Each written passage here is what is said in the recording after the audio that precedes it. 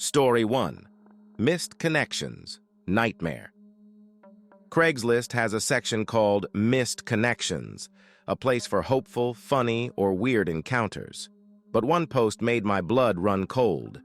"You're blonde and petite. I like watching you pick out your groceries." At first, I thought it was just a weird coincidence.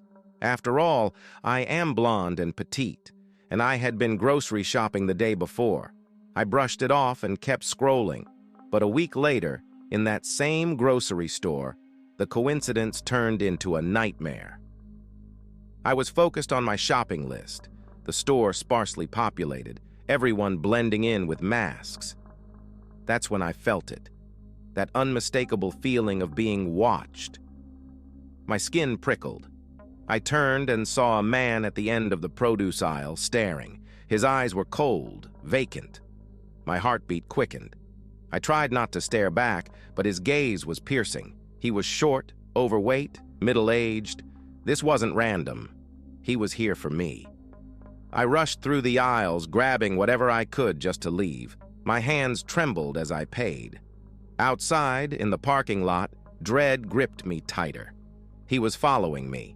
I hurried to my car, locked the doors, and drove off, my eyes darting to the rearview mirror. He stood there, watching me leave. That night, trying to calm down, I browsed Craigslist again. My stomach dropped when I saw a new post. "It was nice seeing you at the store. It hurt when you ran away in the parking lot. I just want you to love me." My hands shook. It wasn't a coincidence. He was stalking me. Panicking, I replied, threatening to call the police. His response came instantly. "I was waiting for you to reply. Now we can be together." Then, a notification, an email with a photo attached. It was me, standing in my kitchen, wearing the exact clothes I had on. My heart stopped. A knock at the window. A whisper. "Let me in. We can finally be together." Story 2. The Persistent Shopper. My first job at a mall store seemed normal, but one customer made me realize how quickly normal can turn into terrifying. It was a regular weekday. I opened the store, tidied up, and answered emails at the counter. Throughout my shift, I helped customers without much thought. One man stood out only because he asked me to help pick items for his daughter. He looked average, middle-aged, dressed plainly. I smiled, assisted him, and rang up his items. He thanked me and left. I forgot about him instantly. That evening, while having dinner with my boyfriend, my phone blew up with messages. My co-workers had sent a Craigslist post from the Missed Connections section. It described me perfectly. "She helped me find things for my daughter. She was so polite and kind. I'd love to see her again." My stomach dropped. That ordinary customer wasn't so ordinary. He remembered everything. He was looking for me. Suddenly, the safe routine of work felt dangerous. He knew where I worked. He knew my face. Every man who entered the store became a threat. The next few weeks were filled with dread. I stopped wearing a name tag. I told my co-workers never to share my schedule. But paranoia settled in. Every lingering gaze, every customer who returned more than once made me ask, "Is it him?" The job I once enjoyed became a place of fear and uncertainty. Even now, years later, I still glance over my shoulder. I still wonder if he's out there waiting for another chance. Story 3.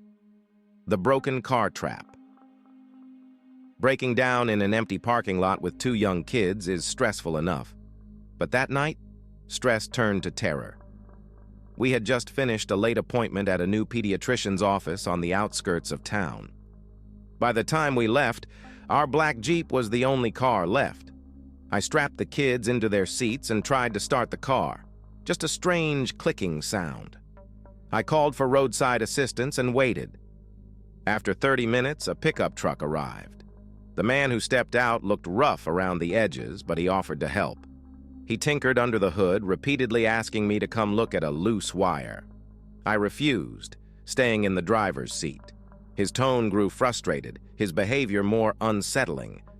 Then, headlights from another vehicle swept over the lot. The man slammed the hood shut, sprinted to his truck, and sped off without a word. The real mechanic arrived moments later, his voice calm, his demeanor professional. When he looked under the hood, his face turned pale. He pulled out a long, sharp tool, like surgical scissors. He whispered, "I don't know what was about to happen here, but I'm glad I showed up when I did." To this day, I wonder what his intentions were, and how close I came to never making it home.